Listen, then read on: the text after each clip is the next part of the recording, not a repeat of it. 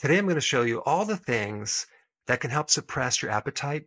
And this is backed up by science. You ever wonder how some people can just go through the entire day and be in front of food and totally resist it? Yet other people think about certain things they shouldn't be eating. Sometimes they might think that this is a lack of willpower or they're just a professional procrastinator.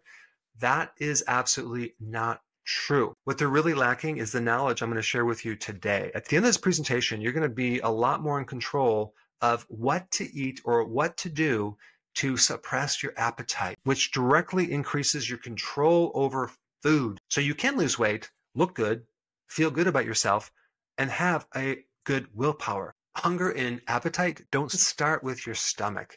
Sometimes it starts with your microbes, your gut bacteria that manipulate your brain. There's some wild and bizarre information how gut microbes can actually cause you to eat the wrong thing. Today, I'm going to help you defeat these temptations: sugar, refined carbs, foods with MSG, monosodium glutamate, alcohol, ultra-processed foods, aka junk foods. Let's go through these foods starting with coffee. Coffee stimulates something that actually helps you feel like you're full.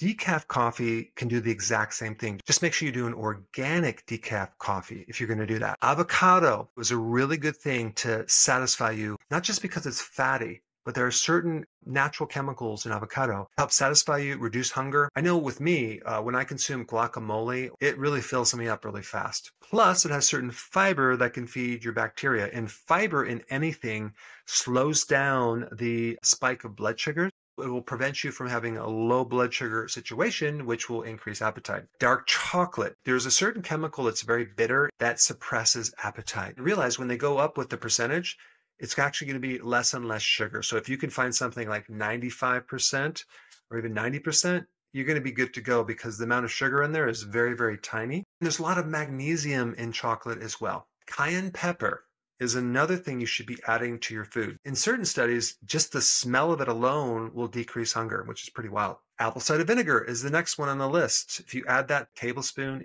in a glass of water, it's going to help stabilize your blood sugar. Even if you actually raise your blood sugar, apple cider vinegar will help stabilize them so your blood sugar will not come down too low. One of the reasons why this works is your body can actually use the acid in apple cider vinegar as fuel. There's a certain chemical in green tea, EGCG, super effective of suppressing appetite. Bone broth is the next thing on the list. Drinking bone broth actually creates a very similar effect to being satisfied after eating something more savory like meat. It has a lot of nutrients. You should try that sometime and you'll see. Next one is just a protein-rich meal like eggs or even red meat. Because out of all the things you can eat, like carbs, fats, especially if you have a high quality protein like eggs or red meat, because not only are there high quality amino acids, but you have a lot of other nutrition in the meat that can satisfy your brain and give your body what it really needs when it's hungry. The next one on the list is adding ginger to your foods. It has the ability to stimulate digestive juices, which allow you to extract more nutrients from the food that you eat. Next one is dark leafy green vegetables or lettuce. And then the olive oil is a fat that's very satisfying, but it will also help extract some of the fat-soluble nutrients from those greens, which are certain nutrients that go beyond just vitamins and minerals. Next on the list is MCT oil. You can get these from coconuts, but MCT oil is a certain type of fat that does not involve all the different chemical reactions like other types of fats, easily to digest, and a lot of it turns into ketones, which will give you more energy than carbs or even protein, because the body likes to consume ketones as its fuel. Adding turmeric to your foods create a lot of positive things, one being just feeling more satisfied. Next thing on the list is zinc. If someone's deficient in zinc, they're going to be excessively hungry. Next one is something called kombucha tea, which is not really a tea. It's like a carbonated drink. It's very acidic. I like it.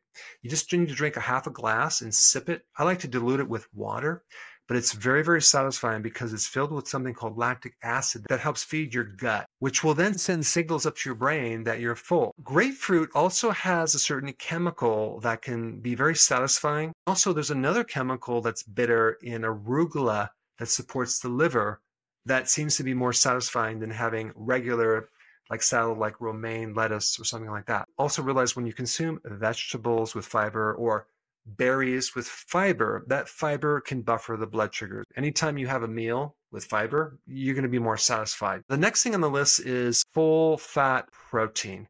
You don't want to do lean protein. The leaner the protein, as in like whey protein powder, the more insulin that's going to be raised. So there's something called the insulin index. And at the top of the list, you have the highest thing that stimulates insulin as far as not being a carbohydrate, and that is whey protein. As you come down and have more fat with the protein, like a whole egg or more fattier meat or fattier fish, you have a lower insulin spike. You're not going to have the dip in blood sugar because insulin pushes your blood sugar down.